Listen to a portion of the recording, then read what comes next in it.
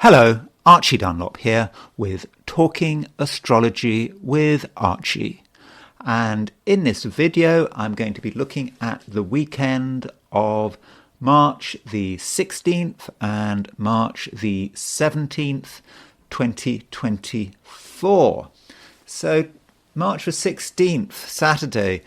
In some respects, it's quite a grim day if you look at it in terms of some of the events that have happened on March the 16th. And I'm thinking particularly of massacres.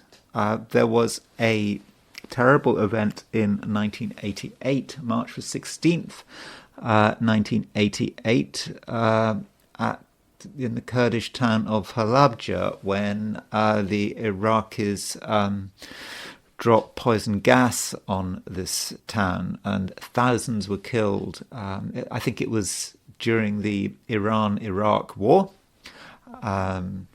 where pretty much the US was sort of supporting the Iraqis, although some say they were supporting both sides. One forgets what a terrible war that was.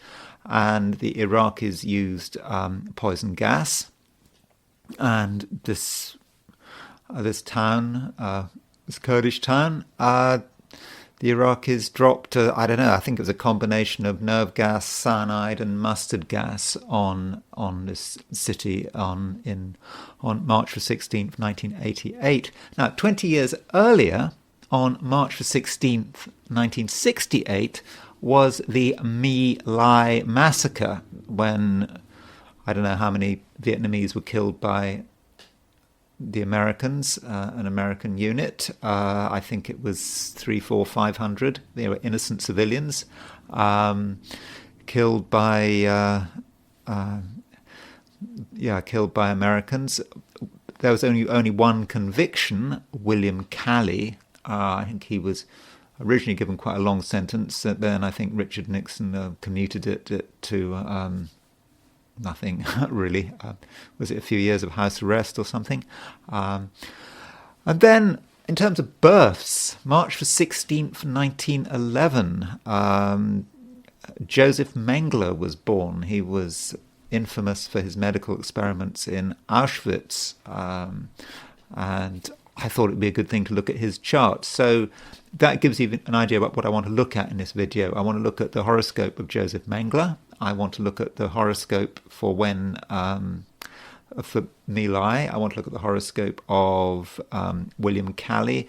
And I want to look at the chart of when this gas attack happened on Halabja. All happened on March the 16th, when the sun is in Pisces. Just want to see what we can find. But before I do that, I want to look at the astrology and the I Ching for today, which is, the astrology and I Ching for the weekend, which is, of course, March the 16th and 17th, 2024.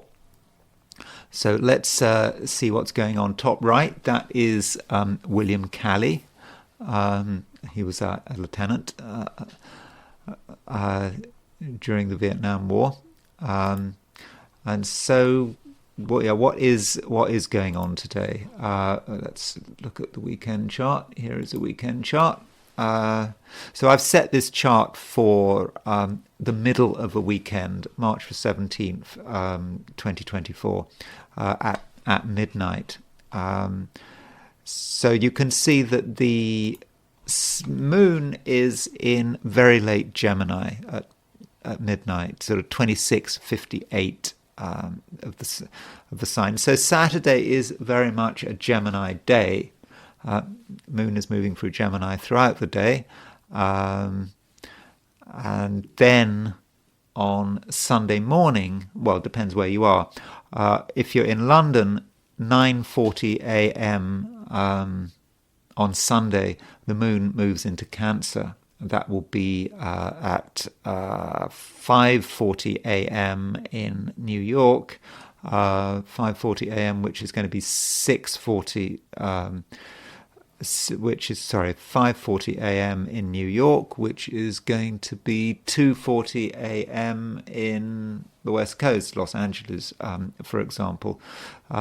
So if you're in the Americas, Western Europe, then pretty much all or most of the day, most of Sunday, the moon is going to be in Cancer. But on Saturday is more of a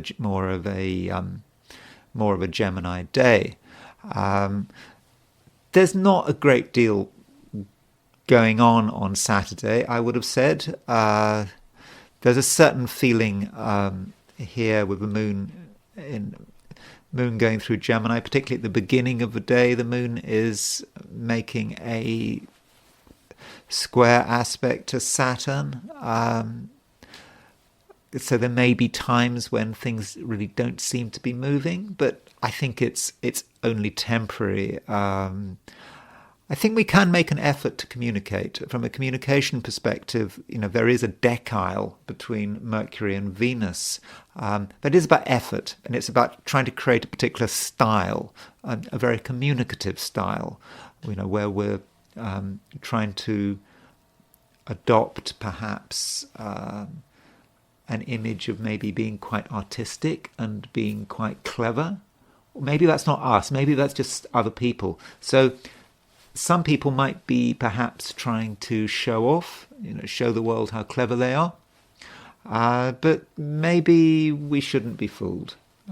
Some people, they say a lot, but is there any substance? It may just be a style. So if you're, looking at someone's past achievements, look at people's past achievements with a questioning eye, and maybe consider the possibility that they're making some stuff up. Moving on to Sunday, and the main aspect is arguably Sun conjunct Neptune. The Sun and Neptune are conjunct. The Sun is the life force, it's how we express ourselves, it's conjunct Neptune. So there can be a certain sense of deception that is possible. It's easy to make stuff up. And it's also easy to be confused. We might not be sure what's going on. We might listen to the wrong cues. We might make mistakes.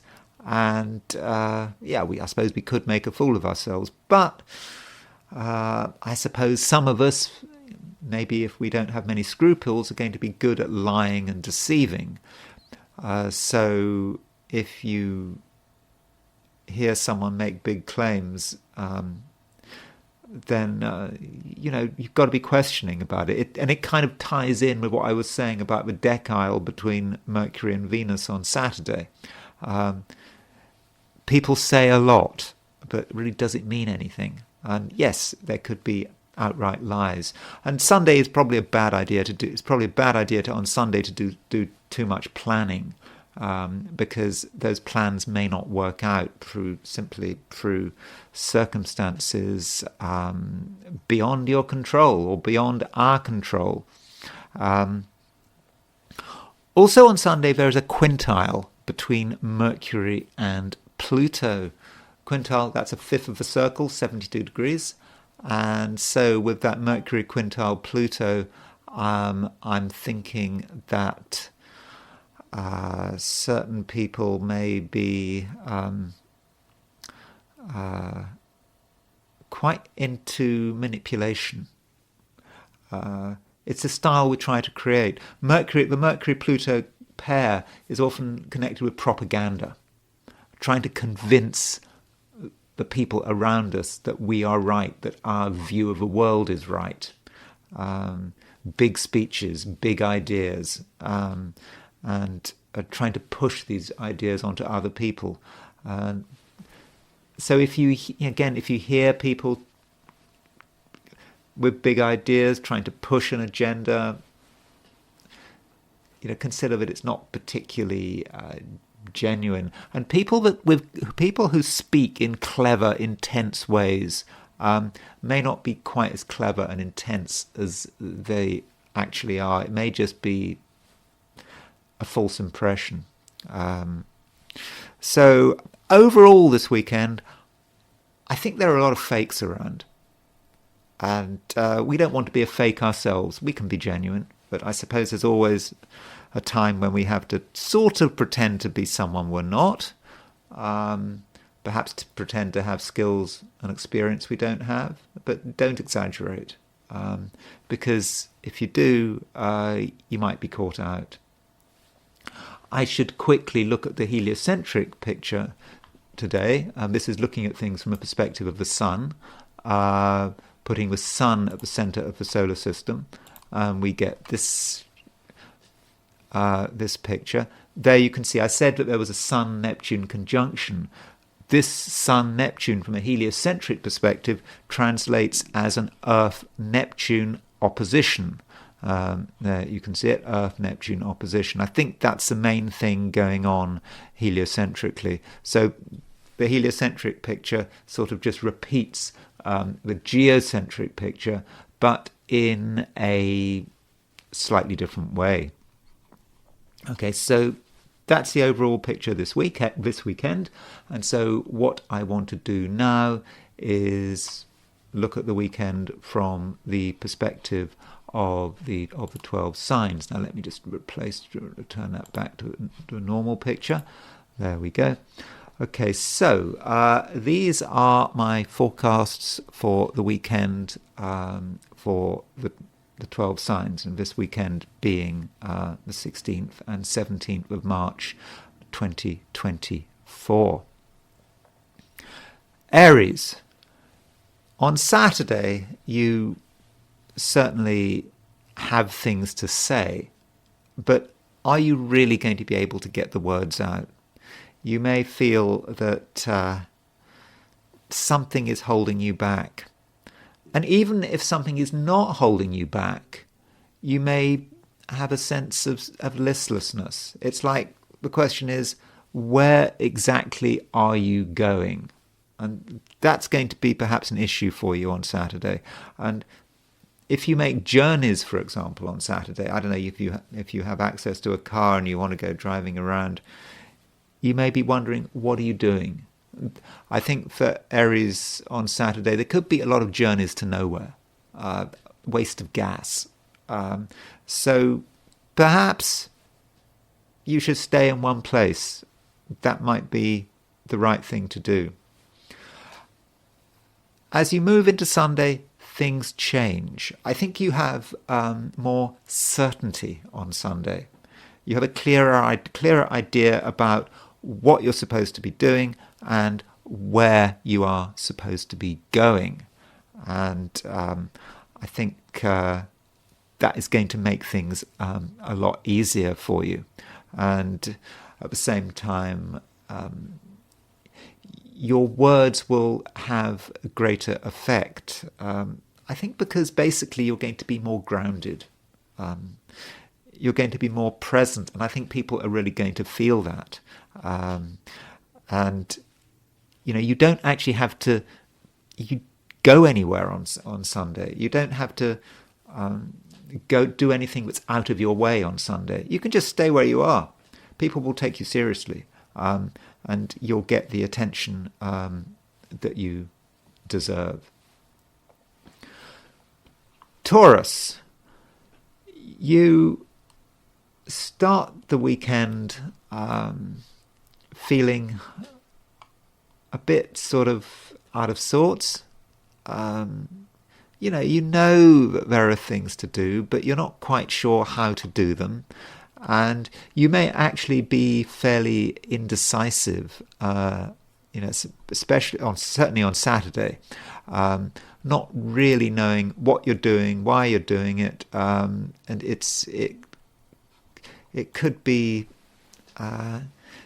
all rather unsatisfactory. So if you've got anything important to do, then perhaps you should focus your energies on Sunday rather than Saturday. I think on Sunday you're going to have a clearer idea about what you want to do.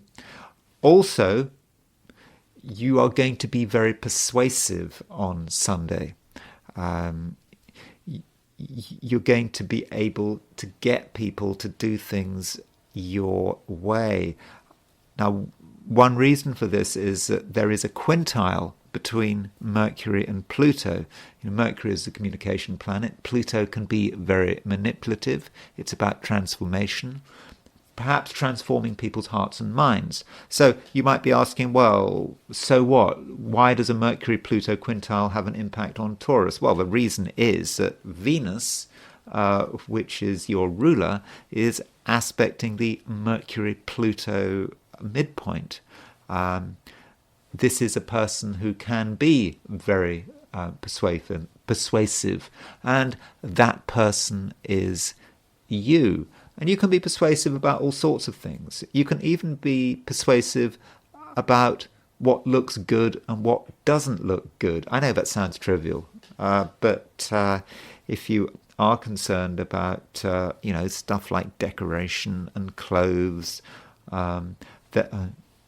what colour things should be, and you have a particular view, you'll be able to express your view very clearly, and I think it's very unlikely that anyone is going to contradict you.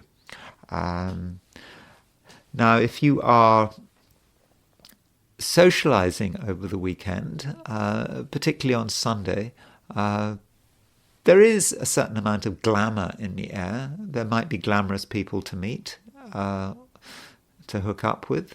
But there's a lot of deception, and you may find in the end that it's all completely fake. And in some respects, Taurus is the least fake of the 12 signs. I mean, Taurus is a very down-to-earth sign. It likes to be able to touch things. It wants to know what's real, and there's going to be a lot of stuff, especially on Sunday, that's going to be unreal, and you're going to be aware that it's unreal.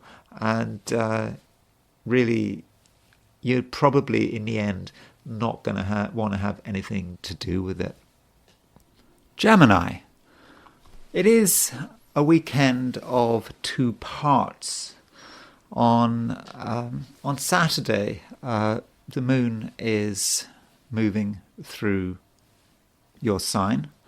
Of course, it does kind of depend on your time zone, but by and large, from all of Saturday, if you're in Europe, up until Sunday morning, the moon is moving through Gemini. If you're in Australia, New Zealand, in fact, all weekend is going to be have the moon in Gemini. But if I take the assumption that you're in Europe or the Americas, then by and large, Saturday is very much a Gemini day.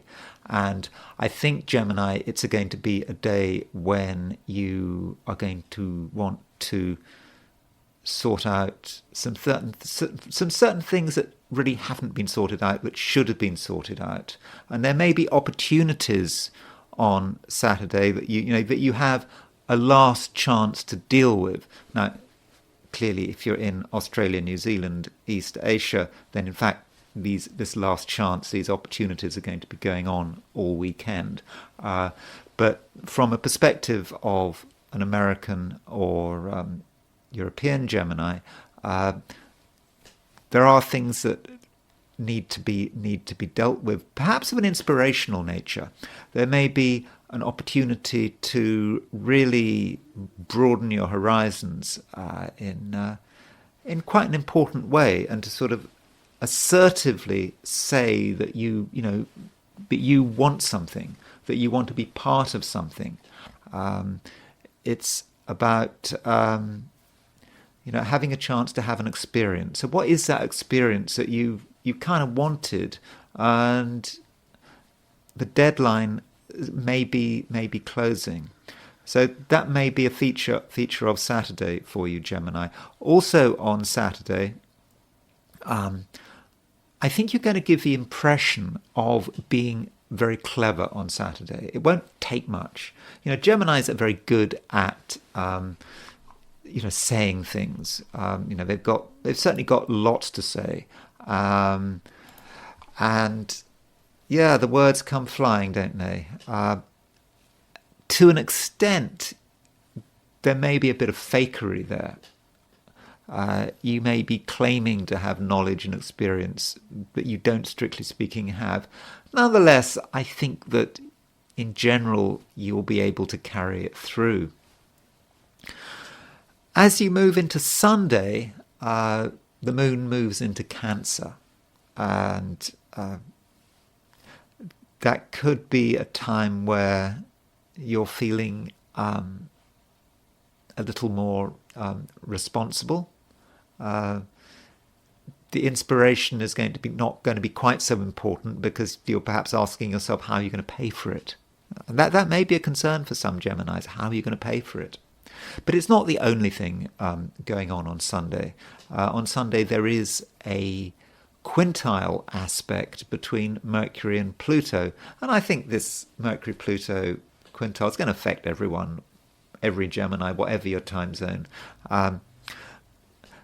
Quintiles are about style. It's about what we're trying to create. And with Mercury quintile Pluto, you want to give the impression that you are a powerful player, that you are intense. I think that intensity is going to be important. And also, you're going to perhaps want to change people's minds. That's Mercury-Pluto. Mercury-Pluto as a pair can be very persuasive. Mercury-Pluto pair is often connected with propaganda, pushing a message. And so Geminis may well be pushing a message, though you are perhaps going to be sensitive to other people pushing a message. If other people are trying to push an agenda, you're going to be the first to know about it. So if you are going to be manipulative on Sunday, and I think you can be manipulative on Sunday, you should really ask yourself, Gemini, what are you trying to achieve? Are you being manipulative for a purpose, for a good purpose, that can make the world a better place? Or are you just playing power games? Because I do think that on Sunday there is a danger that Geminis just play power games for the sake of it. And the problem would be if you were challenged. Because if you go too far and you are challenged on Sunday, it might be the case that you show that you're not quite as clever as everyone thought you were. So do consider that. I should also point out, Gemini, that on Sunday there is a Sun conjunct Neptune. The Sun is conjunct Neptune in Pisces. And there may be a sense in which you ask yourself, why are you doing what you're doing? Because the Sun is about direction, and in your case it's certainly about direction. And when it's conjunct Neptune, there can be a certain sense of, hold on, where are you going? Where are you going with this thing? Also, can you trust your role models with Sun conjunct Neptune? You know, we all have role models. Our role models might be dead, but we still have role models. People from the distant past. I don't know, it could be one's mother, even if one's mother has died decades ago. What influence does one's mother have? I know that's quite a psychological thing to say, but there may be a bit of confusion there. So if we spend time thinking about our mother and our mother's influence, we might come to some interesting realizations. If we want to spend the time doing some self-analysis, the issue of role models might be important, but it might be existing role models. You might be thinking, for example, if you're working or about the people telling you what to do. Do they really know what they're doing? And if you are in a position of authority, do you really know what you're doing? I think that Sun-Neptune conjunction does ask you to consider that type of question. Cancer. This weekend, the moon moves from Gemini to Cancer. And Saturday is more of a Gemini day. And being a Gemini day, I think that you're probably going to prefer your own company. Though that doesn't mean to say that you're in a weak position on Saturday. The moon is applying to a trine of Mars, so moon is your ruler, in Gemini, applying to a trine of Mars. That makes you strong. That makes you assertive. But you're assertive really in terms of whenever anyone crosses your boundaries. If anyone crosses your boundaries, you'll be able to very quickly push them back. So there is quite a defensive role there, and your emotions will quickly engage, and they will engage powerfully, and the world around you will be in no doubt about your likes and dislikes. As Saturday changes to Sunday, the moon is going to be moving into Cancer. Although I understand it does depend on your time zone. If you are in Australia and New Zealand, the moon is going to be in Gemini pretty much all weekend, at least probably until Sunday evening.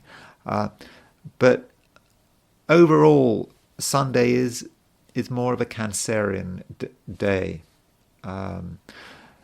So that means you are going to be at home. You're going to feel at one with yourself. You will feel that you are in the right place, and your emotions are going to be finely tuned. Now that's not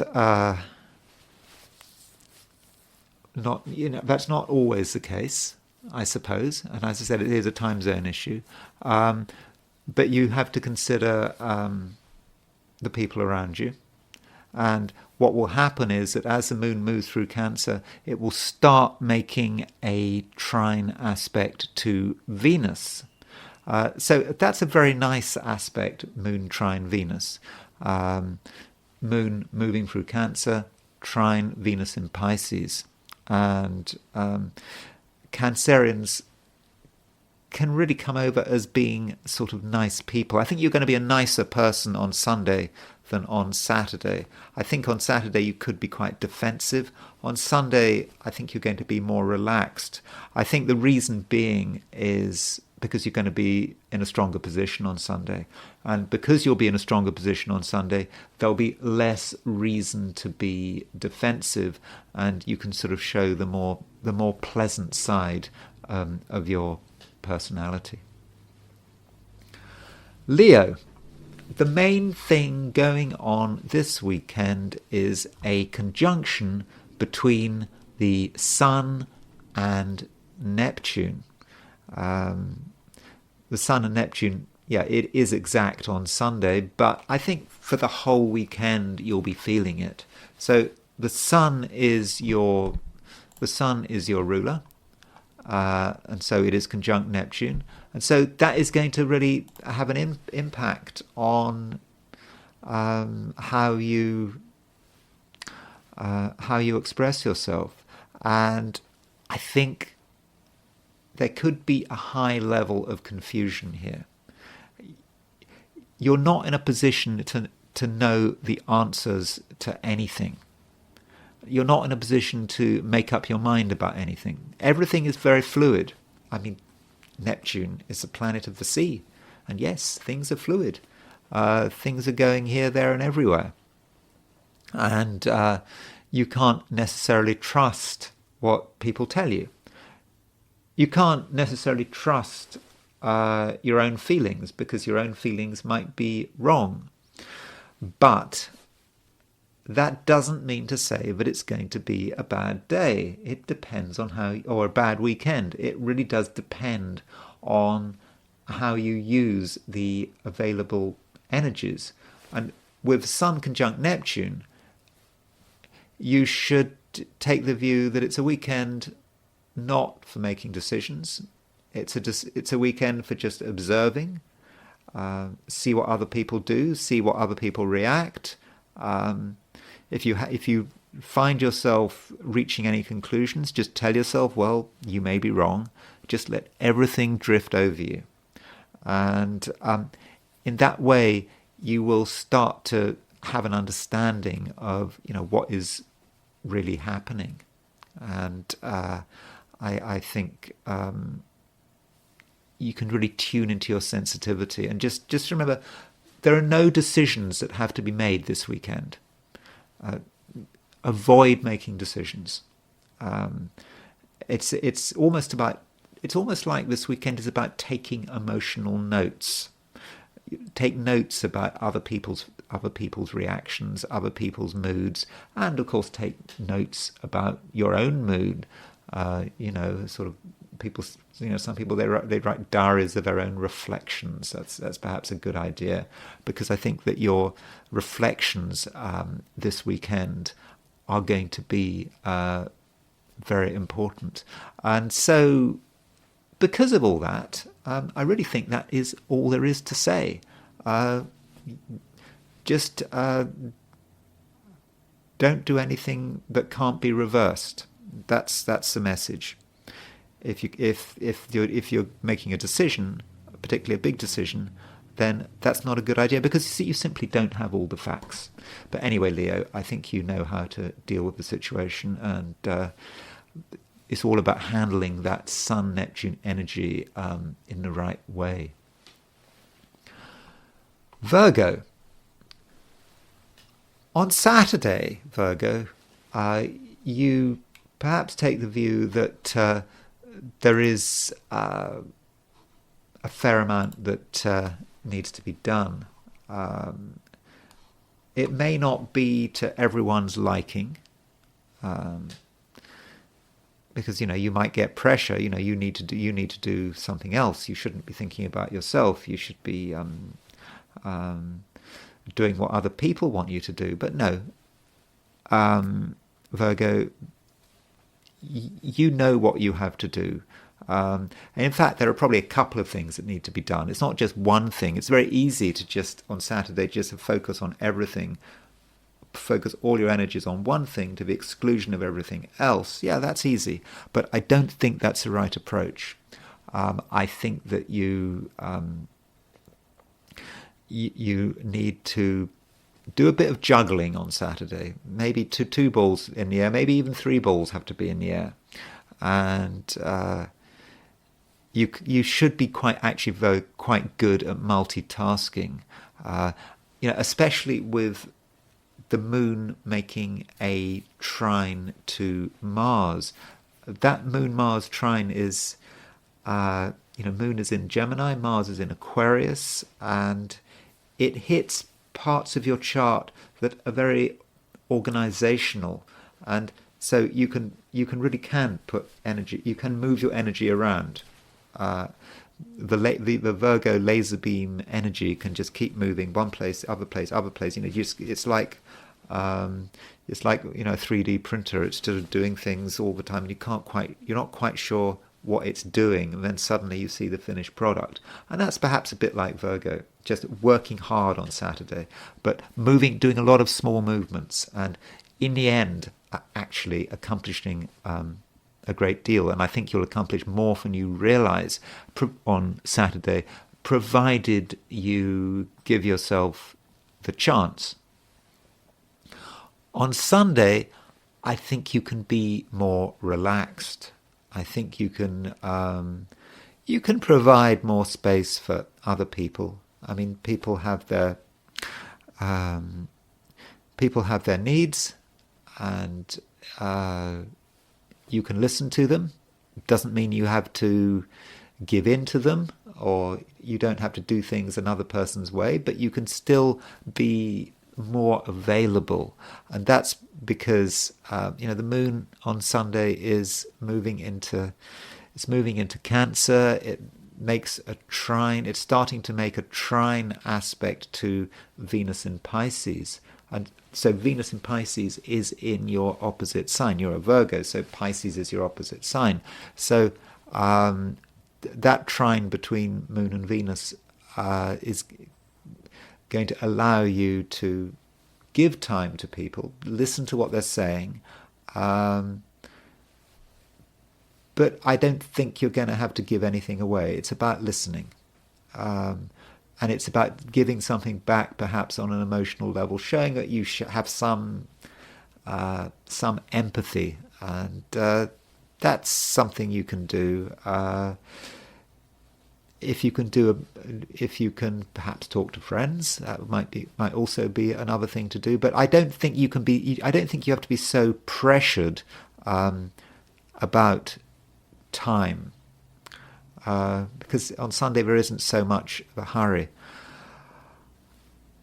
One final thing, Virgo, is that regardless of whether it's Saturday or Sunday, I think that you may be quite sensitive to what's going on in the news,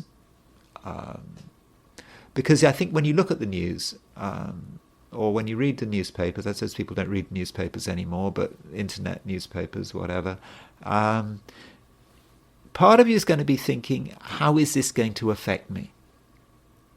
And you're going to start thinking, yes, this might affect me. Some announcement about inflation or unemployment or business trends or artificial intelligence, or if you're of an environmental perspective, as many Virgos are, the Earth should be important to Virgos. Maybe global warming, climate change, deforestation, all of those kind of issues. I think you're going to be thinking about how they're going to affect you, though it's especially in the economic cycle. It doesn't matter what your situation is, Virgo, you're going to start to understand that the wider economy does affect you. And I think that will become apparent the moment you start to interact with the news. So if you want to be in a state of blissful ignorance, I suppose you could just not pay attention to the news, but still that something's happening out there that could affect you. And it's not personal, it's going to affect everyone, but maybe, Virgo, the message here is you perhaps need to be prepared for future changes. Libra. I think, Libra, that there are things that you want to get going on. And I know it's a weekend, and I suppose, the weekend is often the time that people want to relax. Isn't that the way it works? But right now,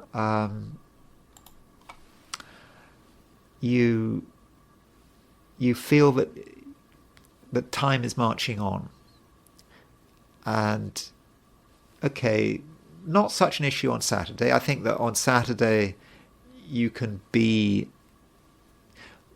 more relaxed. The moon is moving through Gemini. You've got lots of thoughts. You're perhaps thinking about all the things that are possible, and with the moon making a trine to Mars, you can be sort of gently creative, and indeed you might want to actually put a lot of energy into doing something that is fun on Saturday.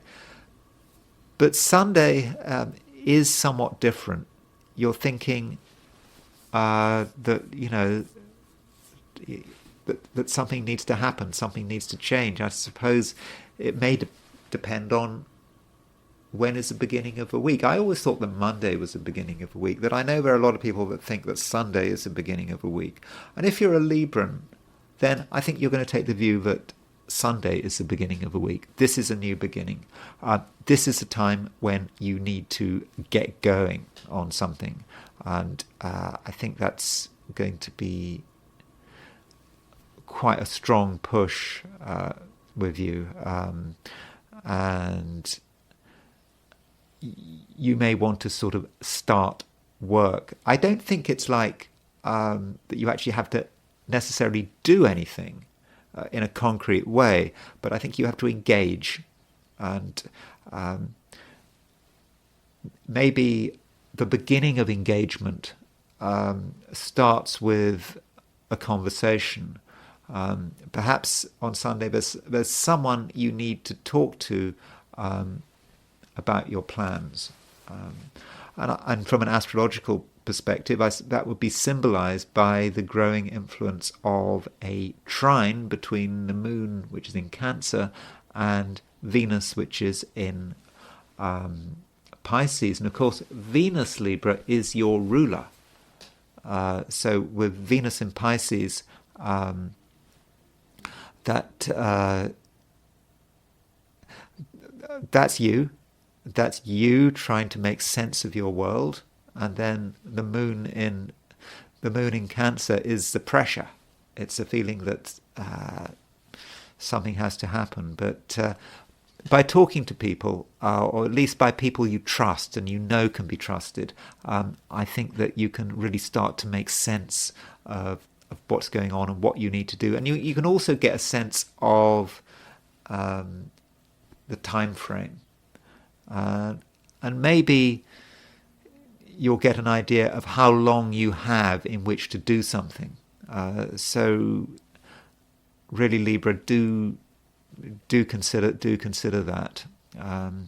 But it's not a bad weekend.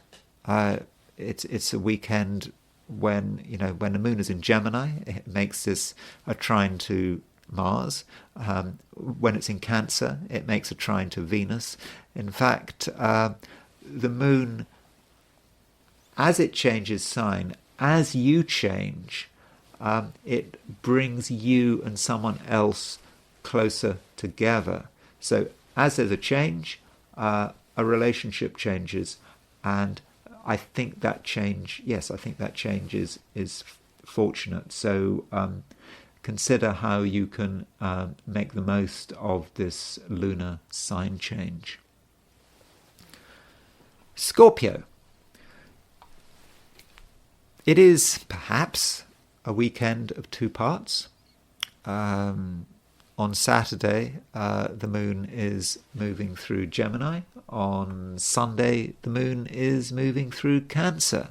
And with the moon moving through Gemini, there is a certain tendency to focus on yourself. The moon, while it's moving through Gemini, is making a trine aspect to Mars in Aquarius. Mars is your ruler. Mars is in a part of your chart that is fairly introspective, and so a lot of the things you want to do on Saturday are basically focused on yourself and your private interests and perhaps your family, and you could be a bit defensive about it. I mean, after all, you're a Scorpio. Scorpio has a reputation for being a fairly defensive sign. Yet the moon does change sign, moves from Gemini to Cancer. Depends where you are. The sign change happens early in the morning in the Americas, happens at 9:40 a.m. in London. That sign change does make things easier. As the moon moves into Cancer, you become a lot more relaxed. Things are less of a struggle. And at the same time, I think you become a nicer person because the moment the moon moves into Cancer, it starts making a trine aspect to Venus in Pisces. Venus from a Scorpio perspective, rules Taurus, which is your opposite sign. So on Sunday, with Venus trine, with Moon trine Venus, I think this is a time when you can create good relations with other people. Doesn't matter who they are. You'll know what to say. You'll know what to do. You'll know how to make people happy. And at the same time, you won't have to give anything away. You won't be threatened. It won't be some big power struggle. It will all be pretty straightforward. So Sunday, I would have said overall, is probably a better day than Saturday.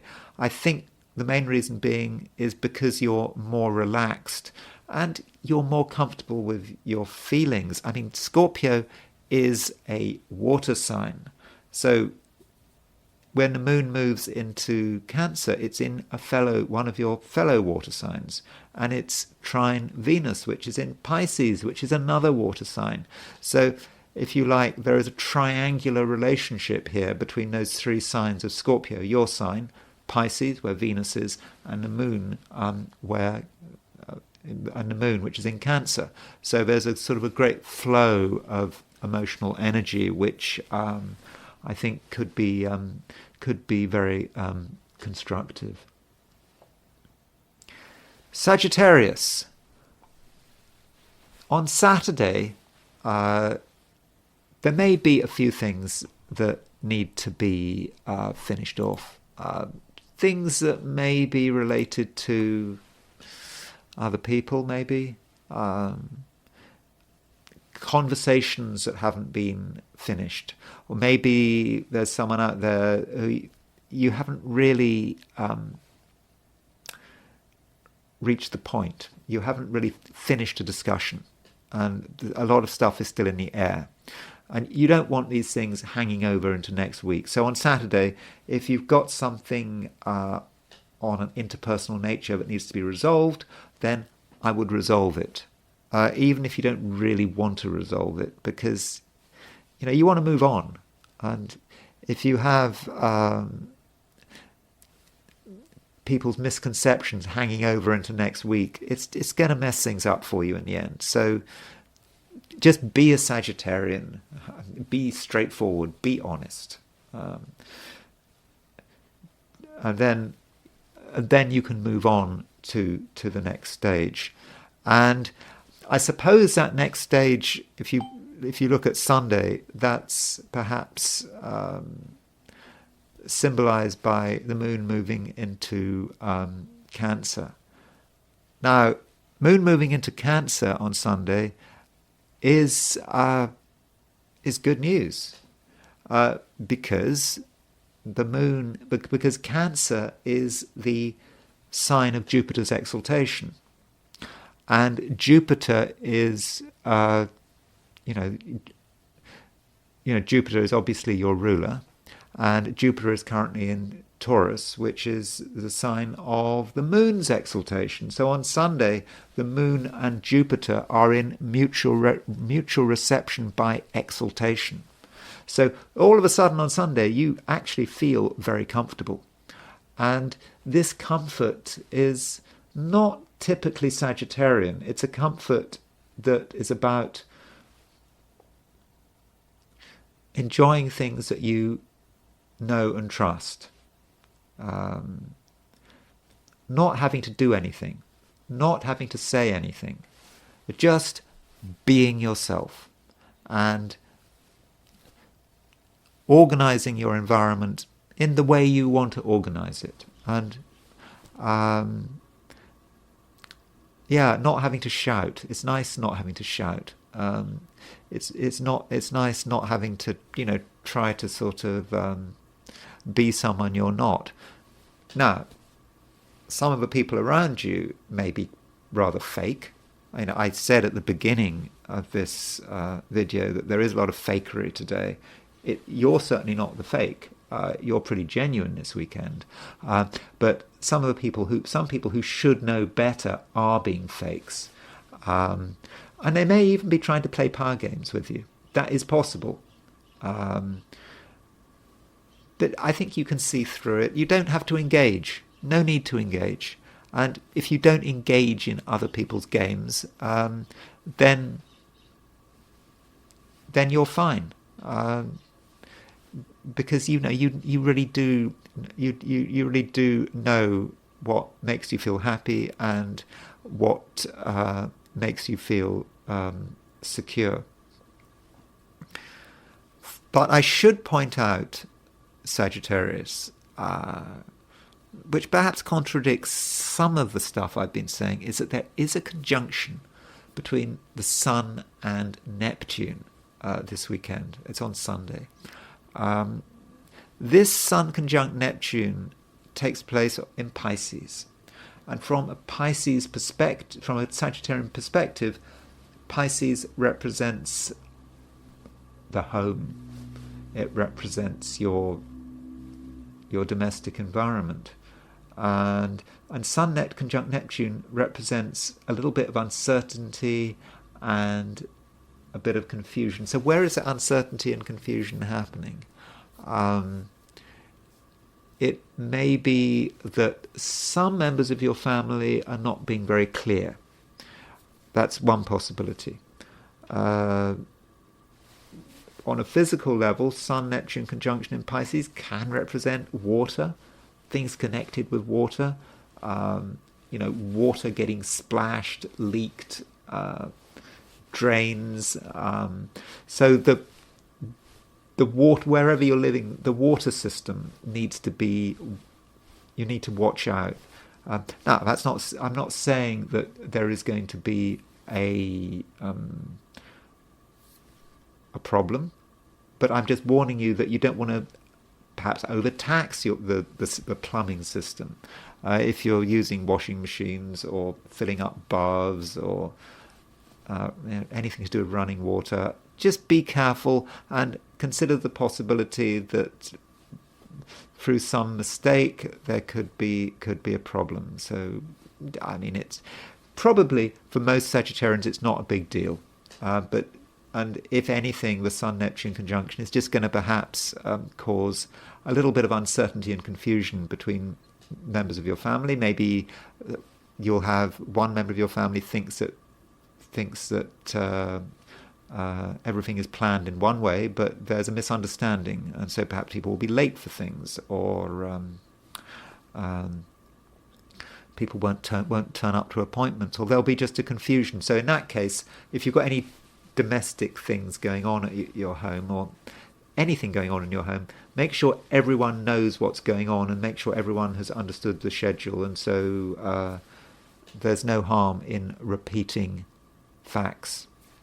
So that way there'll be no confusion, and you'll be mitigating any issues that might relate to the Sun-Neptune conjunction. Capricorn. The moon is getting ready to move out of Gemini into Cancer. I think that is important because Cancer is Cancer is your opposite sign, and on Sunday, it depends on your time zone, but on Sunday the moon moves into Cancer, the moon moves into your opposite sign, and when that happens, you may find that certain relationships become emphasized. And it's just about having to pay more attention to another person. But you don't have to see it as a chore, because when the moon moves into Cancer, it makes a trine aspect to Venus in Pisces, and that trine between the moon and Venus is going to, I think, greatly facilitate relationships. Relationships are going to be relatively smooth with moon trine Venus. Communication will flow, I think. And it will work. If communication will take place not just on a verbal level, but on an emotional level as well. So I think that's really something to consider. Also on Sunday, consider the possibility that another person is in a stronger position than you. They're better placed, they may be more confident, they may be more comfortable. And you shouldn't see that in the sense of a rivalry or being put at a disadvantage. If someone is in a stronger position than you, then then you can benefit from it, because you can take advantage of someone who is in a stronger position than you, because I think this someone means well. They're there to make your life easier. And, with Capricorn, one of the problems about being a Capricorn is you can feel that, you've got the weight of the world on your shoulders. It's all down to you to make things happen. That can be a problem for some Capricorns. But on Sunday, with another person being strongly placed, you can perhaps unburden yourself. Something that you thought was a big burden may be less of a burden, because you start to realize that there is another person out there who knows what they're doing, who can actually help you out. Aquarius. It's a bit of a changeover weekend. I've been saying this to, a lot of people. Moon moving from Gemini to Cancer. I think that with the moon in Gemini, and it's trine Mars, which very much is a marker of Saturday, Saturday with that moon trine Mars should actually be quite a fun day, actually. It's about being creative. It's also about enjoying yourself. I mean, Mars is in your sign, so things can you can make things happen, and there aren't going to be many consequences. You can live for the moment and do whatever you want within reason. Moving into Sunday, things do get a little more complicated. I think on Sunday you start to become aware of some of your obligations, things that just have to be done. They can't be avoided. They need to be done, like now this minute. And you can't allow people to get in your way. At least you will attempt to prevent people from getting in your way. But that may be tough, because on Sunday there is a conjunction between the Sun and Neptune. Now, the Sun rules Leo, and Leo is your opposite sign. And the Sun can therefore have a big connection with relationships and with other people. So if you've got Sun conjunct Neptune, you may find that there are certain people who are actually less than helpful. They could be very confusing.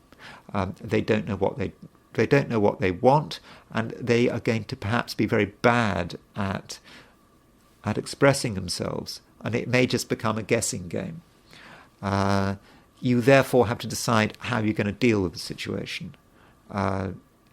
You probably don't want confusing people around you, especially if these people are trying to get involved with financial things. I mean, that could be a real disaster. So when it comes to money, don't trust people on Sunday. It's not because they are untrustworthy as people. It's not that they necessarily deliberately want to, I don't know, rip you off or whatever, but just in general, they're not going to be reliable. And I think you have to understand that.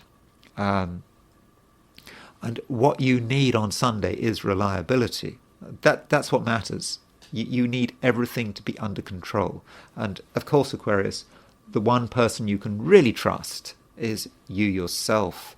And perhaps that should be your guiding principle. Everyone else on Sunday is a flake, but not you, Aquarius. And so that should be your starting position. And if you are with other people on Sunday, even if you normally trust them, then you just have to accept that they're not themselves, and that the things they say, the things they suggest, are quite possibly misguided. And if by any off chance you were to follow their lead, then you could be heading for a disaster. But don't worry, Aquarius. I think you understand the situation, and you will act accordingly. Pisces. The weekend, I think, gets better as it goes along. On Saturday, you're not fully yourself. You're a little hesitant.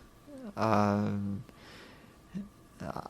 mean, you're not really in a position to make decisions. Certainly, if anyone else is involved, because I think you'll just be concerned. Particularly early on Saturday, you're really gonna see that some people are just can't be trusted. I mean, if you're in a position where you might want to trust them, but as the weekend progresses, you start to find your groove, and by Sunday, when the moon moves into Cancer,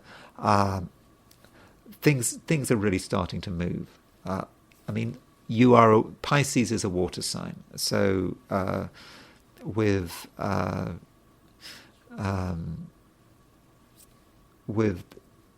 moon in Cancer, you feel that everything's running smoothly.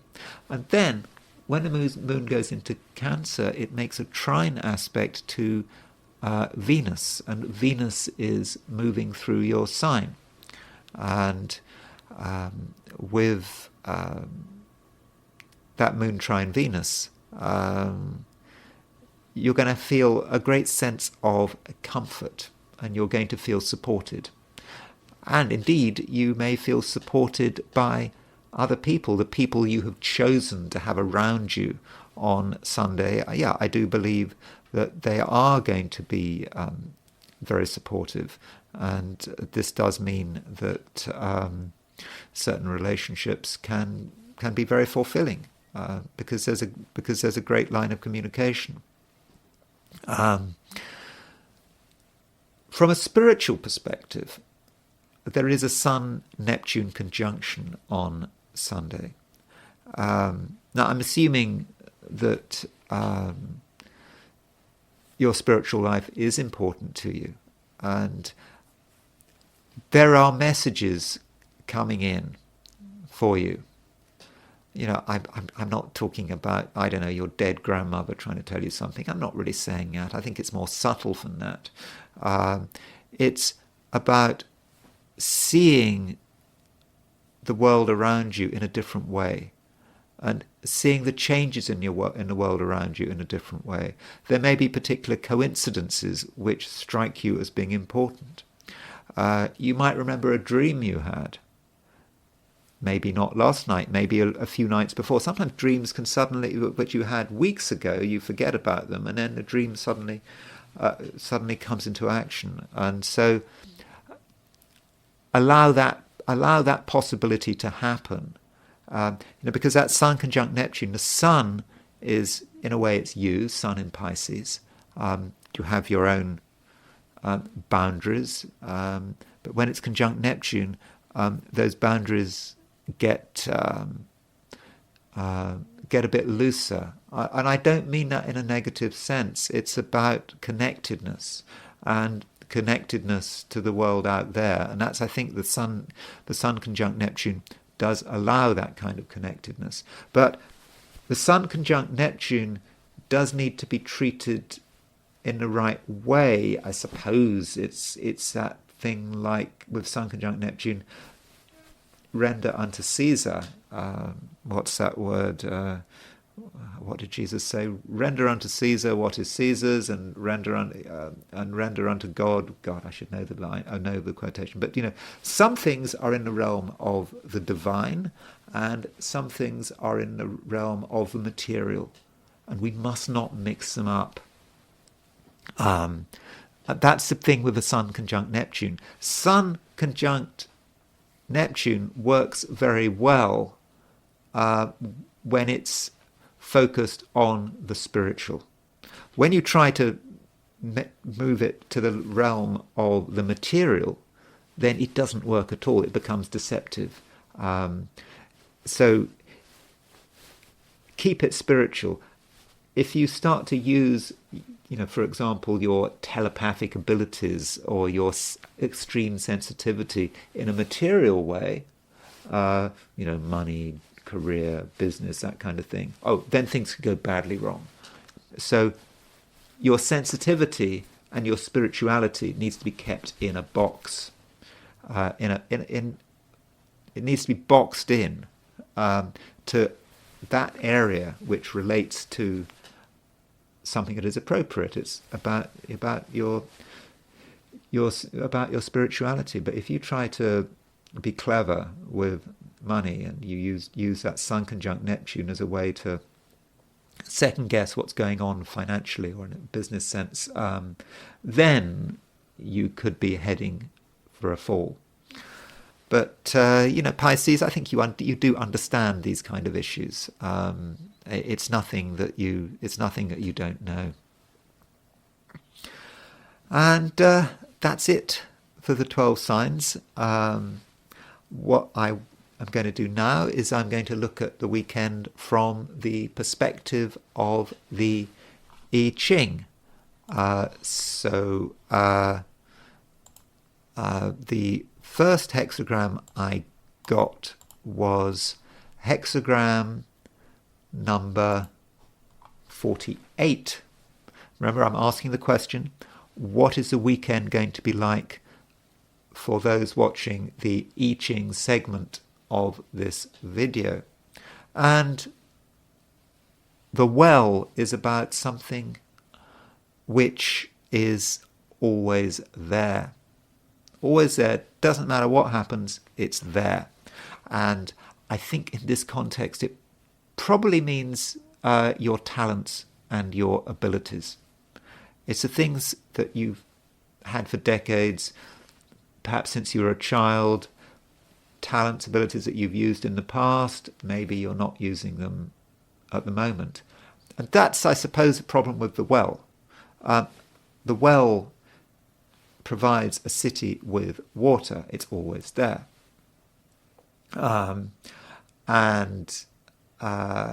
That well can be disused. It can fall into disrepair. And I think at the moment, some of your abilities, some things you were really good at in the past, have fallen into disrepair. You just haven't used them. And that's a shame. And, to have an abandoned talent is that's sad. And I think that is something you need to consider. What are those abilities that you haven't used, that you've allowed to go to rack and ruin? You need to start working on them because they are soon going to become important if you want to reach your potential. Now, I understand that this is a reading for one weekend, so we have to sort of accelerate things. So it may be talents and abilities that you haven't used for a week, or just abilities you just haven't been using to engage with a particular issue. Fortunately, there are some moving lines. The first line moves, the second line moves, and the fifth line moves.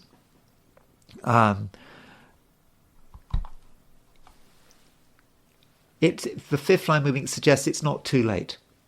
There is, what you have to do now is you have to bring those abilities out of mothball. You have to take them out of mothball, and you have to bring them into being, and you can do it. Absolutely. It may not be immediate, but you need to start practicing. Get them out into the open. Start working on them, and this leads to the next hexagram. And the next hexagram that it moves to is hexagram 36, which is darkening of the light. Now, that sounds quite negative, but let's unpack it. Darkening of the light, you might think, oh, the light is going. We're going to be in darkness. That's one way of looking at it. But what is the light? The light is actually you. The light is you with all of those abilities that you are focusing on, you are practicing, you're getting stronger as a person as you rekindle the fires of particular talents that you might have had in the past. But the external world is darkening. Now, in a way, that's not your problem if the external world is darkening, because you, the light, you're still there. And it may actually be fortunate in a way, because if we follow all this through, you had abilities that you weren't using properly. You had allowed them you'd allowed yourself to get out of practice. Then hopefully you'd started to retune into these abilities, but that takes a bit of time. And then the world outside is now darkening, and that means you've got more time. You thought you were going to get a chance to use your many talents sooner rather than later, but it looks as if it's going to be later. And so it's a time where you can therefore bide your time. And while you bide your time, you can really get back up to speed. And so that's what you can do this weekend. So in a way, you can take what appears to be a problem and turn it to your advantage. Finally, I want to look at the astrology, and I'm sorry, my subject matter is a bit grim in this video. I talked about, who did I talk about? I talked about Reinhard Heydrich quite recently, and he was one of the worst Nazis, not least because he was he had a good background. He was a talented violinist, yet he was a monster. And there are three Piscean monsters that are particularly associated with the Nazis. I'm sure there are others, but there are these three. One of them was Adolf Eichmann, who was involved in the deportations to the concentration camps. He was a fairly junior official. It's his birthday coming up soon. He would have been. He was hanged in 1962. But so he was a Pisces. Then there was Heydrich. He was another Pisces. Then the third Pisces was Josef Mengele. And it would have been his birthday today. He was born on March the 16th, 1911. And like Heydrich, he came from a fairly good background. He had access to a good education. He had okay. Let's quickly switch to the. Okay, sorry. Let me show you his chart. There it is. That is Josef Mengele's chart. And he had access to a good education. I think he had a PhD in anthropology. Then he became a doctor, and he went to the Russian front, and then he got wounded. He was in the SS, but he was into Nazism. And then he eventually ended up as a physician in Auschwitz, and was involved in experiments in choosing who to send to the gas chambers and so forth. And then after the war, he disappeared, and he went to Argentina. Did he go to Argentina? I think he tried to. I think he first went to Germany. I think he tried to set himself up as a doctor again, and he died in 1976 of a stroke. So he was never caught. So the question is, what is it about Mengele's chart that makes him, that made him such a monster? And I think he was an unrepentant Nazi throughout his life. So he's a Pisces. So what does it mean to be a Pisces? I suppose with Pisces you could say that it's about abandoning yourself to an ideology. That's one aspect of being a Pisces. In a way, it's lazy. The ideology is like the sea. You might have degrees, you might have a PhD in anthropology or whatever, but still, being a Pisces, you just go with the flow. And it goes back to what Goering said, and I said this when I was talking about Heydrich. I mean, Goering was a Capricorn, but he said something like, "The name of my conscience is Adolf Hitler." Now, I think Goering was being a little flippant there, but perhaps he was, describing what it was like to abandon oneself to an ideology. Because as soon as one abandons oneself to an ideology, one doesn't have to think anymore. One doesn't have to make moral decisions, because all your moral decisions have been made anyway. And so there is his Pisces. So he has got Mercury in Pisces on the midheaven, conjunct the Sun. So his Mercury is combust. So his Mercury is not in a great position, being conjunct the Sun. And there's the ideology. Jupiter is a very ideological planet, Jupiter in Scorpio. So Jupiter in Scorpio, well, Jupiter in general, it's in Scorpio, it's conjunct the South Node. So that might be about a set of beliefs which make this, there's a sort of grand trine formation around this. So we've got Neptune trine Jupiter, and that's trine Mercury. So that grand trines can be a real problem, actually, because grand trines, they just flow. He just goes with the flow. And I think that is a big part of who he was. Now, there are other things going on in his chart. He has Mars square Saturn. Mars square Saturn can have many manifestations, but Mars square Saturn as a pair can be connected with death. And this is what he did. He was involved in a killing machine. So Mars, I suppose Mars in Aquarius is, Mars in the 8th house in Aquarius. Aquarius is, it's quite detached. Mars in Aquarius is about an ideology. Don't forget, the Nazis came to power on the 30th of January 1933, when the sun was in Aquarius. So Nazism was an Aquarian organization, so his Mars in Aquarius picked up on that. And then you've got Mars square Saturn. That's him as being someone involved in the killing machine. There is something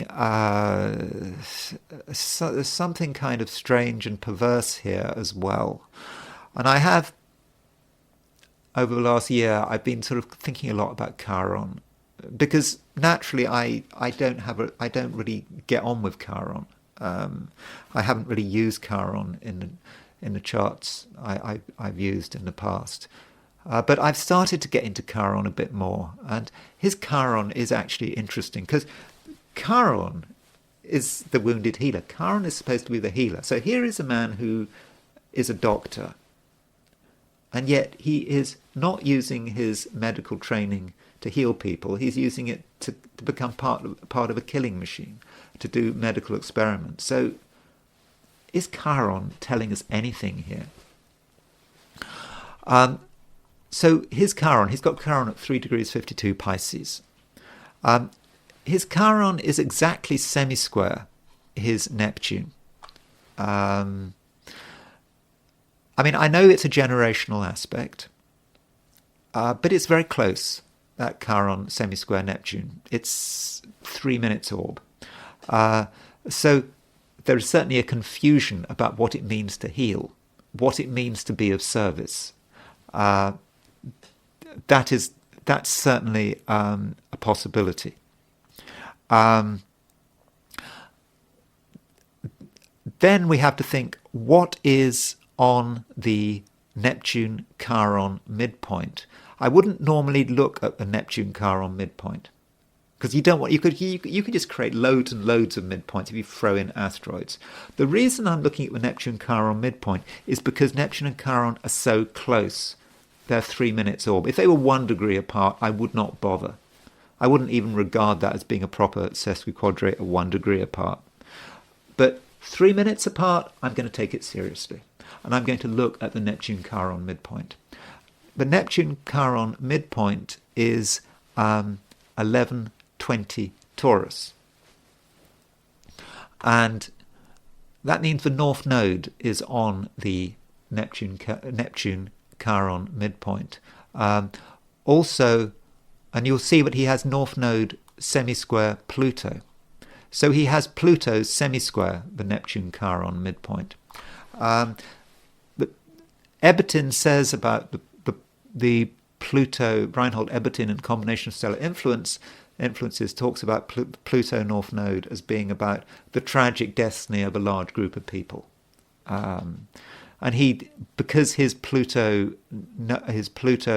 North Node is pretty close, 45 degrees, only exactly 45 degrees apart, then we could say that he is very much part of this tragic destiny. And then this Pluto North Node midpoint, Pluto and North Node are both on the Chiron Neptune midpoint. So that kind of brings it all together. So Chiron the healer being distorted by Neptune, just getting confused, and then becoming part of that Pluto and North Node. And I think that that kind of makes sense. So we may be seeing here evidence of how Chiron can work in a really unpleasant way. But I can support this. There's further support for this. So I'm not just going to base that on his natal chart. I believe that he started working in Auschwitz on May the 30th, 1943. So what about his solar return for 1943? So this is his solar return for 1943. As you know, I set my solar return charts up for the place of birth, not for where you are at the time. That's the way I do my solar returns. That's how it was done traditionally. I stick to the tradition. His ascendant for that solar return is 3 degrees 7 Pisces. In other words, he has the degree of his Chiron on his ascendant. So that Chiron semi-square his semi-square Neptune in his natal chart. So that's one piece of evidence that Chiron may be important. Then there is his solar arc directions. So I did his solar arc directions for May the 30th, 1943. So this was in his early 30s. I move every planet 1 degree on, and I just wanted to see what his solar arc directions were when he started working at Auschwitz. And so if we do the Bible, so we've got Josef Mengele's charts in the natal planets in the middle. Then his outer planets are the solar arc directed planets are on the outer wheel. And what I find interesting is Mars. His solar arc directed Mars is at 3 degrees 35 Pisces. So his solar arc directed Mars is on his Chiron. So he has solar arc directed Mars conjunct his Chiron within less than 20 arc minutes. And so solar arc directed Mars was hitting his Chiron, and was therefore also hitting his Neptune. And so I think we have extra information that Chiron, because it's linked up with Neptune, and because it has this midpoint configuration involving a Pluto and a node, goes a long way towards explaining why he got into this situation where he was a physician in Auschwitz. So it does seem that Chiron can have a dark side. Another chart I want to look at is that of the attack on Halabja, this Kurdish city, in March the 16th, 1988, where thousands were killed when Saddam Hussein dropped... when I say Saddam Hussein, in fact, the person responsible was Hassan al-Majid. Now, he became known as Chemical Ali. I think he was the guy in charge of this. So this was perhaps Chemical Ali's doing. So when I thought about this chart, I don't know about the exact time. I think it was 11 a.m., but I've seen people saying it's in the evening or dawn. I didn't have the time to really go and research this, but at Halabja, I was thinking, Neptune has to be on the Mars-Saturn midpoint. It has to be on the Mars-Saturn midpoint. And so this is a chart. And so there it is. There is Neptune on the Mars-Saturn midpoint. It's not by orb. I think it's about 1.5 degrees out. But you can see that Neptune is directly on the Mars-Saturn midpoint. And that's really all I wanted to say about this chart. The fact that Neptune was on the Mars-Saturn midpoint, and that coincided with a chemical attack. It's very unpleasant, but astrologically, it fits well perfectly. I'll just read you what Vita and friends say in Rules for Planetary Pictures about Neptune on the Mars-Saturn midpoint. So Neptune on the Mars-Saturn midpoint, they say, death by poison, gas, plague, or cunning. Parentheses, treachery. Exactly. There's nothing really more to be said about that. And I quickly wanted to look at the chart of Chemical Ali. The English Wikipedia doesn't give his birth date. It says he was born in 1941. The German and Russian Wikipedia, not that I can read German and Russian, as Wiki Translate, does give his birth date as November the 30th, 1941. So that is Chemical Ali's horoscope. I don't have a time of birth. I don't even know if that's his true date of birth, but let's assume it is his true date of birth. The only thing I want to say about this chart is that he has Neptune on the Aries point. So he's very much associated with chemicals. He's called Chemical Ali. And so Chemical Ali has Neptune at 2935 Virgo. In other words, he's got it pretty much on 0 degrees Aries, on the Aries point. And he had his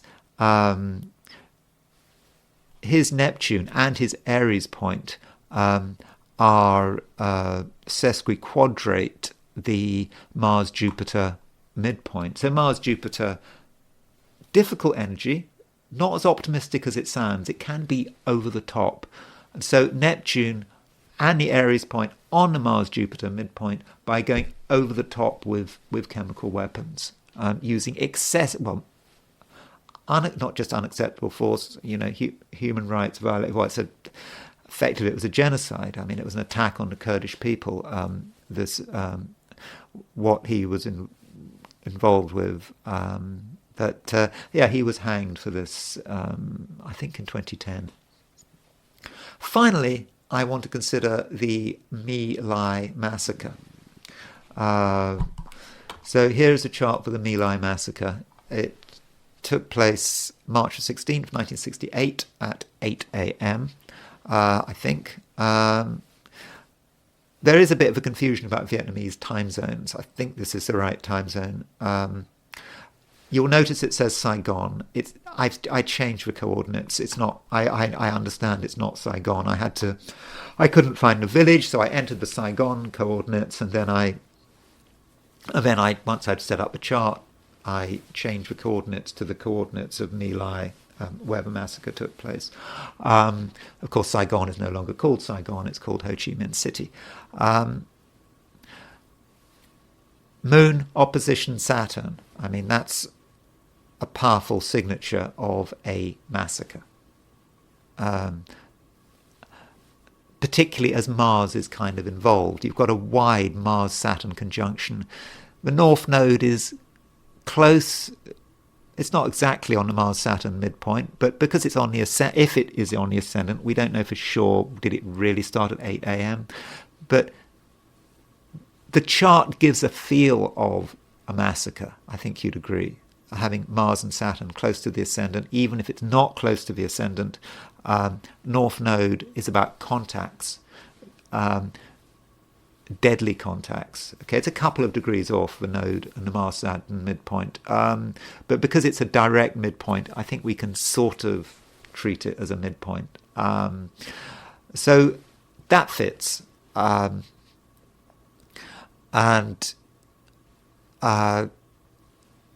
What I think is particularly important about this chart is Jupiter and Saturn. Jupiter and Saturn are exactly sesquiquadrate within 1 minute arc. Jupiter and Saturn as a pair are about the collective. They're the chronocrators, the rulers of time. They're telling us about what's going on. They're talking about a crisis. So when it affects not just, it affects the world at large. And although the My Lai massacre did not become apparent to the American people until the following year, it was a sign that something had changed. I think this is roughly the time of the Tet Offensive. I'm not quite sure. The Tet Offensive was in early 1968. So the Jupiter-Saturn semi-sesquiquadrate kind of represented a turning point in the Vietnam War. With this My Lai massacre, when you behave like that, you've lost the war anyway. So although the Tet Offensive was actually a disaster for the Viet Cong in terms of lives, it was such a shock that in a way it was a victory. It shouldn't have been a victory, but it was a victory because for the Viet Cong and North Vietnam, because it had such a big impact on American opinion and global opinion, and the views of those conducting the Vietnam War in the United States. So yeah, the Jupiter-Saturn sesquiquadrate I think is critical to understanding this, as I will explain. I'll explain that a bit more later. But Mercury is opposition Jupiter. Mercury is square Neptune. So Jupiter opposition Mercury, it could be about overreaction, because I suppose with the My Lai massacre you've got officers making decisions making split-second decisions, and then things getting out of hand. And then Mercury is square Neptune. So you've got this T-square, Mercury opposition Jupiter, square Neptune, and you've sort of got Saturn semi-square Mercury. So Saturn, Mercury, Jupiter and Neptune are all coming together. Now, only one person was convicted of the My Lai massacre, and that was William Calley. We don't have an exact time for his birth. There was a time given, but apparently it was dodgy data, so we don't know for sure when he was born. He was born on June 8th, 1943, which is June 8th, 1943. That would, I think, that was I don't know. That would have been June 8th. So Mengele took up his job at Auschwitz, I believe, on May the 30th, 1943. So this was less than a fortnight after Mengele took up his job at Auschwitz. So I'm just saying that that's just as a coincidence. Anyway, that's William Calley. He has Sun-Saturn conjunction in Gemini. I'm sure that has something to do with it, but I'm not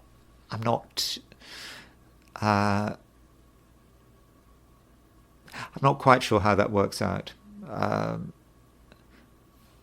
But he was certainly convicted, I believe, of killing 22 people in this massacre.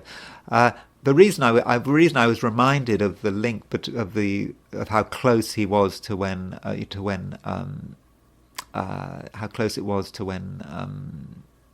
Mengele took up his job at Auschwitz is because I just noticed Neptune. Neptune was fairly close to the Aries point there.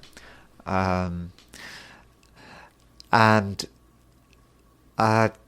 Calley's Mercury is what matters. So Calley's Mercury is at 27 Taurus. It's not a great position, Taurus. It's fairly close to Caput Algol, the head of the demon. But it was his Mercury that was getting triggered by the My Lai massacre. So let me show you what I mean. So there is Calley's Mercury, 27 Taurus, and at the time of the massacre, he had Mercury was square his Mercury. Neptune was opposition his Mercury. Jupiter was also square his Mercury, and Saturn was square his Mercury. Everything was hitting his Mercury. Now, maybe that just says something about his state of mind on the day. I don't know. Maybe it says nothing about his personality. I suppose he has Mercury in his chart. He has Mercury fairly close to Algol, but not exactly on Algol. But it just may have been that wider configuration at the time of the massacre that was hitting his Mercury, and he lost his rationality for a short period of time. That is certainly possible. Finally, I want to consider the chart of the United States and how the massacre would have affected America. And the United States has its moon at 2710 Aquarius. So the moon is the people. And with Mercury, at the time of the massacre, was opposition the moon. Jupiter was opposition the moon. Jupiter was almost exactly opposition the moon. Neptune was opposition the moon. And Saturn was semi-square the moon. So how do we see this? Okay, that moon may represent United States' behavior. The moon may have represented the fluidity of American military force.